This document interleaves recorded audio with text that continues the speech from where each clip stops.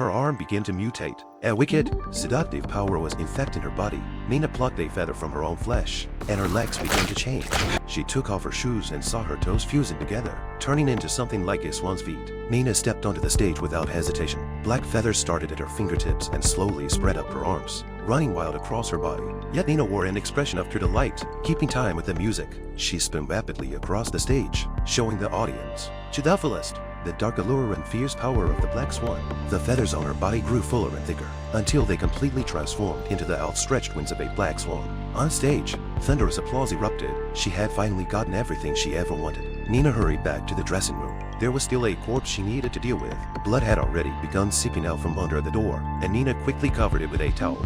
She started getting ready for the next performance, when she suddenly remembered the knocking at the door. Something uncanny happened. The person outside turned out to be Lily, but she had already killed her earlier. Nina was a little at a loss. She went to check the blood on the floor, but there was nothing under the towel, and the body in the bathroom had vanished. All at once, Nina realized what was going on. She looked down and saw a horrifying wound on her own abdomen. Everything that had happened before had been nothing but her hallucination. She had never killed Lily. The one who had been hurt was herself. Nina returned to the makeup mirror and calmly began to fix her makeup. Then she went back on stage and continued her performance. This was the final scene of Swan Lake, the death of the White Swan. Her steps were graceful and magnificent, her movements light and ethereal, like a white swan on the brink of death. The wound on her abdomen was spreading, fresh blood still pouring out in torrents. With a final leap, she hurled herself off the cliff.